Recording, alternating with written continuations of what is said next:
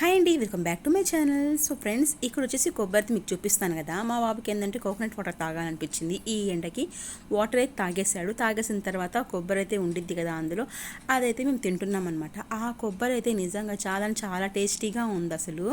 So అదైతే తినేసిన తర్వాత ఇక్కడ మేము ఎక్కడో నిలబడి ఉన్నామంటే తాటి ముంజలు తీసుకుందామని చెప్పి నిలబడింది. ఫస్ట్ చూసేసి ఇంకా వెళ్ళిపోయాము. నేను వద్దులే అనేసాను. మళ్ళీ వెనక్కి తిరిగి వచ్చి అసలు మనం ఈ ఇయర్లో ఒక్కసారి కూడా తినలేదు కదా అని చెప్పేసి ఇక్కడ ఆగాము. ఇక్కడ చూస్తే బాబు ఒక్కడే ఉన్నాడు, చిన్న బాబు. ఈ బాబు పక్కన ఒక లేడీ ఉన్నారనమాట. అక్కడ ఎక్కువ మంది ఉన్నారు, ఇక్కడ ఎవ్వరు లేరని చెప్పేసి హస్బెండ్ ఇక్కడే తీసుకుందాం అన్నారనమాట. సరే అని చెప్పేసి ఆగి తీసుకుంటూ ఉన్నాము. ఇంత లోపల వేరే అతను కూడా వచ్చి జాయిన్ అయ్యారు. ఇద్దరు కలిసి తీసిస్తున్నారనమాట. ఇక్కడ 100 రూపీస్కి అయితే తీసుకున్నామండి మేమైతే. నిజంగా తాటి ముంజలు తిని ఎప్పుడు తిన్నామో కూడా గుర్తులేదు. పోయిన సంవత్సరంలో తిన్నానో లేదు అది కూడా నాకైతే అసలు గుర్తే లేదు. తాటి ముంజలు అయితే నిజంగా చాలా అంటే చాలా టేస్టీగా ఉన్నాయి. అందులో కొద్దిగా చక్కెర వేసుకుని తింటే, పాలు కూడా వేసుకుని తినేవాళ్ళం. చిన్నప్పుడైతే పాలు చక్కెర మొత్తం వేసి మా అమ్మ ఇచ్చేవారనమాట. బాగా లాగిచ్చేసేవాళ్ళం. అప్పుడంటే మా అమ్మ చేసి పెట్టేవాళ్ళు అన్నీ. ఇప్పుడు ఏంటంటే మనం చేసి పెట్టాలి మన పిల్లలకి, అలా అనమాట. సో అది. అండ్ ఇక్కడ ఎండ చూసారా ఎంతగా మండిపోతుందంటే, టైం వచ్చేసి 12:40 or 1 అయితే అయిపోయిందండి.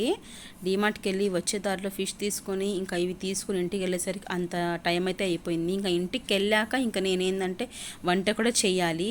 చూసారా ఇంకా తాటి ముంజలు తీసేసుకున్నాం, ఇంకా వెళ్తూ ఉన్నామన్నమాట. ఈ ఎండకి అసలు తట్టుకోలేకపోతున్నాం అనమాట. అసలు ఈ మధ్య అసలు బయటికే వెళ్ళట్లేదు కాబట్టి సడన్గా బయటికి వెళ్ళేసరికి కూడాను చాలా ఇదిగా అనిపించింది. అసలు ఆఫ్టర్నూన్ టైమ్స్ అసలు బయటికి వెళ్ళేలా లేదండి, ఇంట్లోనే ఉండడం బెస్ట్.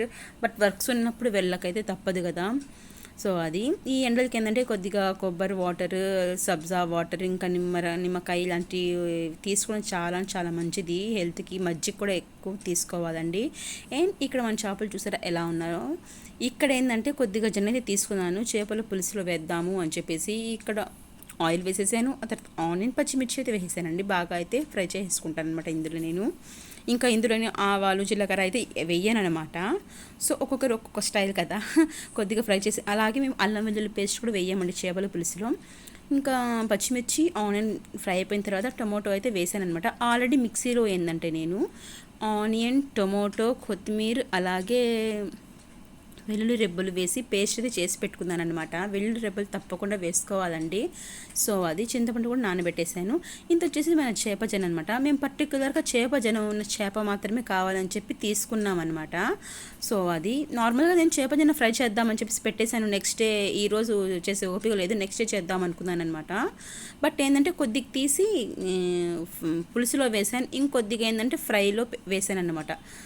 చేప ఫ్రై కూడా ప్రిపేర్ చేసామండి. ఒక 4 పీసెస్ వేరుగా పెట్టి అందులో కూడా కొద్దిగా జెన్ వేసి చేసాను. చాలా బాగుందనమాట.